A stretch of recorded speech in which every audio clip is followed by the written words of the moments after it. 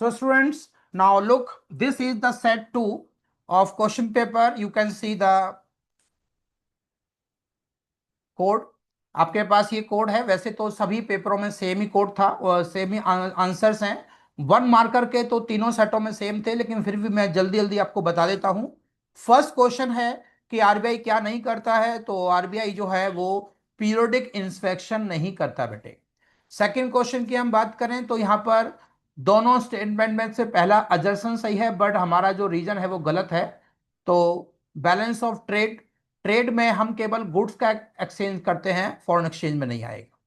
Question number 3, 3 के अंदर demand deposit आएगा, आंसर सी। फोर्थ का आंसर सी है और फिफ्थ का आंसर सेम स्लोप होना चाहिए। क्वेश्चन नंबर 6 में हम बात करें तो कैपिटल गुड्स होनी चाहिए। यहां पर एक कंजम्पशन गुड्स है, दूसरा कैपिटल गुड्स होगा। क्वेश्चन नंबर 7, 7 में दोनों स्टेटमेंट हमारे ट्रू हैं। फ्लेक्सिबल एक्सचेंज रेट में ऑटोमेटिकली हो जाता है और अंडर फ्लेक्सिबल एक्सचेंज सिस्टम के अंदर वैल्यूएशन करेंसी जो है वो ऑलवेज पॉजिटिव, अंडर वैल्यू हो सकती है, ओवर वैल्यू भी हो सकती है। क्वेश्चन नंबर 8 की हम बात करें तो आंसर डी है। क्वेश्चन नंबर 9 का आंसर डी। और क्वेश्चन नंबर 10 जैसे मैंने बताया था आपको, तो यहां पर एक 800 आप लोगे और 200 ये इनकम लेवल ले लें। सी को 700 और 280 ले लें, गैप निकालेंगे तो आपके एमपीसी आएगा 0.7। उसके हिसाब से आंसर ए आएगा। देन क्वेश्चन में 11, 11 में आपको रेंट निकालना था। रेंट का आंसर 25 आएगा। ये 25 आंसर है बेटे। ये थोड़ा सा डाउटफुल है, यहां पर लिखा नहीं जा रहा है। 25 आंसर है इसका वैसे। इसके बाद सभी क्वेश्चन सेम थे तीनों सेटों के अंदर, बस एक और क्वेश्चन थोड़ा सा अलग था। तो ये था, ये क्वेश्चन की हम बात करें तो यहां पर भी तीनों सेटों में सेम क्वेश्चन था। इसमें आपसे पूछा था स्टॉक क्या है और फ्लो क्या है। तो यहां पर जो भी इंफॉर्मेशन गिवन है, सभी इंफॉर्मेशंस फ्लो है। मो पॉइंट टू बी नोटेड, सब कुछ फ्लो है। यहां पर कुछ बच्चे सेविंग्स को स्टॉक मान रहे हैं। सेविंग स्टॉक होता है, सेविंग्स नहीं होता। यहां पर एस वर्ड एक्स्ट्रा है, इसलिए ये फ्लो है। मैंने पढ़ाते समय आपको डिटेल में बताया था कि सेविंग्स फ्लो कॉन्सेप्ट होता है, तो सब कुछ फ्लो था। इसमें आपके पास कैप निकालेंगे डिफ्लेटर, तो ये आंसर आएगा 83.33। इसका मतलब राइज नहीं हुआ है, वो फॉल हो गया है। 100 से कम आंसर आने का मतलब है प्राइस लेवल फॉल हो गया है, तो ये आंसर होना चाहिए था। देन इसमें कट कर दिया है, तो कट करने की वजह से इकोनॉमी में कौन सा इशू हो रहा होगा, तो डेफिसिएंट डिमांड रही होगी। डेफिसिएंट डिमांड को ठीक करने के लिए सरकार ने ऐसा, आरबीआई ने ऐसा किया, स्टेप लिया होगा।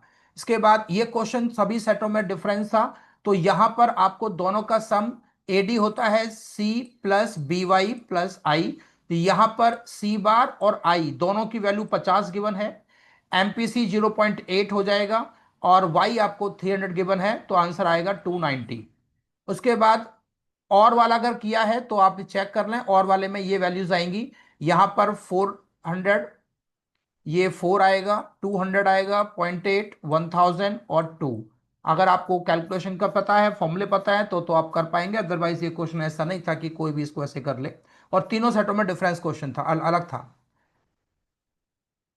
इसके बाद ये क्वेश्चन था, आपको बताना था कि इसमें क्या क्या है, कौन सा क्या है। तो बस जो दिख रहा है वो बताना है कि कितना परसेंट, 19% किस पर है, ये 19 किस पर है, जीएसटी कितना है और टैक्स कितने हैं, सारी वैल्यूज बट बटे ये लिखना था और कुछ नहीं है। बस इसके तो ऐसे इजीली मार्क्स मिल जाते हैं। पार्ट दूसरे की हम बात करें तो इसका एजुकेशन सिस्टम सब कुछ करता है, आंसर डी होना चाहिए। क्वेश्चन नंबर 19 का आंसर ए है, ड्यूअल प्राइसिंग। 20 का आंसर सी है। 21 में गोबर गैस है। 25 डी आंसर होगा, फ्यूअर। 26 का आंसर बी है। 27 का आंसर सी है, फाइनेंशियल सेक्टर रिफॉर्म्स। और 28 का आंसर पाकिस्तान ने कैसे फॉर्मुलेट किया है, अर्ली ने, तो उसने अपने इकोनॉमिक ग्रोथ कैसे की थी 1981 में, अपने उसने पहले रिफॉर्म करने शुरू कर दिए थे, तो जिस वजह से उसका रिफॉर्म्स आया। अच्छा, अलग से एक क्वेश्चन रह गया यहाँ पर। 22 का आंसर ए था। 23 ये डी आंसर है, वैसे डाउटफुल है, इस आंसर को मैं रिकमेंड नहीं करूंगा, सीबीएसई से डिस्कस करेंगे। कोई भी आंसर वैसे मैच नहीं हो रहा था, लेकिन बेस्ट आंसर डी है। 24 का आंसर बी है, B K R V Rao. That's it. और अभी इसके बाद फिर ये सभी क्वेश्चन तीनों सेटों में सेम ही थे। हाँ, एक ये क्वेश्चन अलग था अलग सेटों में, कि गेट को पहले क्या बोलते थे, तो गेट को पहले डब्ल्यूटीओ बोलते थे। कब एस्टैब्लिश हुआ? 1995 में हुआ था। इसके दो ऑब्जेक्टिव बताने थे, 4 6 मार्क्स में क्वेश्चन था। अदरवाइज दूसरा क्वेश्चन ग्लोबलाइजेशन के बारे में आपसे डिस्कस कर रहा है, मेक इन इंडिया और सर्विस सेक्टर, तो ये पढ़ सकते थे। तो ये था, एक जनरल पेपर था, आप मैच कर सकते हैं आंसर्स को। That's it.